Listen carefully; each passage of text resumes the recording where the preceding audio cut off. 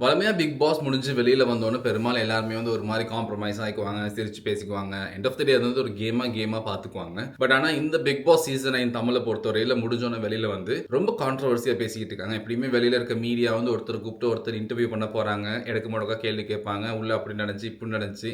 இந்த வீடியோல நீங்க எப்படி ரியாக்ட் பண்ணீங்க?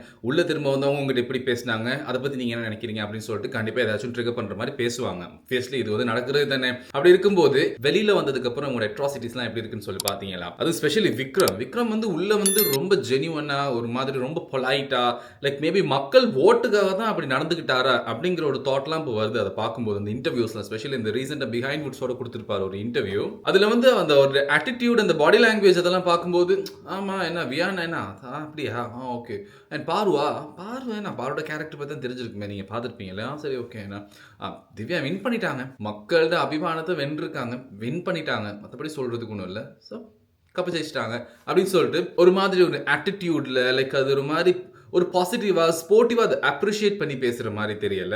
அண்ட் இன்னொரு பக்கம் பார்த்தா பிரஜன் அண்ட் சாண்ட்ரா அவர்கள் அவங்களும் நிறைய இடங்கள்ல பேட்டி கொடுத்துட்டு இருக்காங்க போற வர இடங்கள்லாம். ஒரு சில இடங்கள்ல அவங்க ஸ்கேம்ரா அப்படின்னு சொல்லி விமர்சனம் வச்சதெல்லாம் வந்து அவங்க வந்து அதை எக்ஸ்பிளைன் பண்ணிட்டு இருந்தாங்க ஏன் அப்படின்னு சொல்லிட்டு. பட் ஆனா அவங்க கடைசி வரைக்கும் உள்ள அவங்க ஆக்ட் பண்ணல.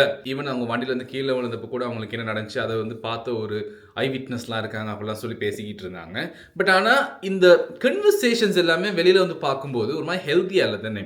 யாருக்குமே யாரை பத்தினே ஒரு நல்ல தாட் இல்லை. எண்ட் ஆஃப் த டே இந்த கேம் அவங்க ஸ்போர்ட்டிவா எடுத்துக்கல. ஒரு மாதிரி அதை மூவ் ஆன் பண்றதுக்கு அவங்க விருப்பப்படலை. எப்படின்னா வந்து இவங்க எல்லாரும் அவங்க மேல அவங்க வச்சிருக்க அந்த கோவத்தையும் ஃப்ரஸ்ட்ரேஷனையும் தான் வந்து வெளிப்படுத்திக்கிட்டு இருக்காங்க அந்த மீடியா முன்னுக்கு போயிட்டே தவிர யாருமே இந்த பிக் பாஸ் சீசன் 9 தமிழ்ல வந்து ஸ்போர்ட்டிவா எடுத்துக்கிட்ட மாதிரி தெரியல. ஒரு சில கண்டஸ்டன்ஸ் வெளியில வந்து எதுவுமே ரியாக்ட் பண்ணல. அவங்க ஒரு மாதிரி கேஷுவலா போயிட்டாங்க. பெரும்பாலும் இருக்கவங்க எல்லா மீடியாலையும் போயிட்டு ஒவ்வொருத்தருக்கு ஒருத்தர் குறை சொல்லிட்டு தான் இருக்காங்க. எங்களை ஒரு பிஆர் டீம் அப்ரோச் பண்ணி கேட்டாங்க 30 lakhs கொடுங்க நாங்கள் உங்களை வந்து வின் பண்ண வைக்கணும் அப்படின்னு சொல்லிட்டு. எனக்கு இந்த லாஜிக் தான் புரியலை. இந்த பிஆர் டீம் 30 lakhs கொடுத்தா உங்களை வின் பண்ண வைக்கிறோம் அப்படின்னு சொல்றாங்கன்னா அப்போ அவங்க வந்து வெளியில போஸ்ட் எல்லாம் போட்டு மேனிப்புலேட் பண்ணுவாங்க அப்படித்தானே அர்த்தம். அந்த காசு கொடுத்து யார் அவங்கள ஹையர் பண்றாங்களோ அவங்க அதிகப்படியான அவங்கள பத்தின இன்ஃபர்மேஷன்ஸ் வெளியில கொடுத்து மேனிப்புலேட் பண்ணி மக்கள்கிட்ட இருந்து ஓட்டை வாங்குவாங்களா? ஏங்க அந்த ஷோ பார்க்குற மக்கள் என்ன முட்டாளா? மக்களுக்கு தெரியாத யார் இதுல ஜெனியூனா விளையாடுறா யார் விளையாடல யாருக்கு ஓட் பண்ணணும்னு சொல்லிட்டு அதெல்லாம் விட்டுப்பட்டு இந்த பிஆர் டீம் கொடுக்குற இன்ஃபர்மேஷன் வச்சு இந்த பிஆர் டீம் போடுற விஷயங்களை வச்சு தான் மேனிப்புலேட் பண்ணி அவங்க கொடுக்குற ஒரு தப்பான இன்ஃபர்மேஷனை வச்சு தான் அதுக்கேற்ற மாதிரி ஓட் பண்ணி அவங்கள ஜெயிக்க வைக்கிறாங்களா? ஒரு மாதிரி அந்த கேமை ஸ்போர்ட்டிவா எடுத்து விளையாடாதவங்க நிறைய காசு வச்சிருக்காங்க. இந்த மாதிரி ஒரு பிஆர் டீமை ஹையர் பண்ணி நான் ஒரு 30 லட்சம் ரூபா தானே என்னை எப்படியாவது ஜெயிக்க வச்சிரு நான் இப்படி தான் கேம் ஆட போறேன் அப்படின்னா அவங்க அதுக்கு ஏற்ற மாதிரி அந்த பிஆர் டீம் ஒர்க் பண்ணி அவங்கள ஜெயிக்க வச்சிருவாங்களா? இந்த ஷோ ஹோஸ்ட் பண்ற ஒரு மீடியாவாக இருக்கட்டும் இதை பார்க்குற மக்களாக இருக்கட்டும் இதெல்லாம் வந்து என்ன பண்றாங்க? இப்போ இவங்களுக்குலாம் வந்து இதுல இருந்து எந்த பாட்டுமே இல்லையா அப்படிங்கிற ஒரு கொஸ்டின் வரலையா? பியூரா இது வந்து ஒரு பிஆர் டீம் பேஸ்ட் கேம் அப்படிங்கிற மாதிரி ஆயிருமா? ஏற்றுக்க முடியாது தானே. என்ன சொல்றீங்க?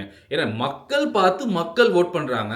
தப்பு பண்றவங்கலாம் ஜெயிச்சிருவாங்க. அவங்களாம் பிஆர் டீம் வச்சிருக்காங்கன்னா அப்புறம் எதுக்கு நாங்கள் ஓட் பண்ணணும்? இந்த பிக் பாஸ் சீசன் 9 தமிழ்ல உள்ள இருந்தவங்க வெளியில வந்து செலிப்ரேஷன்ஸ்லாம் பண்றாங்க தானே. ஃபார் எக்ஸாம்பிள் பார்வதி அவங்களோட சைடில் மதுரையா இருக்கட்டும் கமருதினும் வெளியில வந்திருக்கும் போது சென்னையில் மாதிரி பேண்ட் செட்லாம் அடிச்சு அந்த மாதிரி தட்டாம் புட்டாங்க இருந்துச்சு.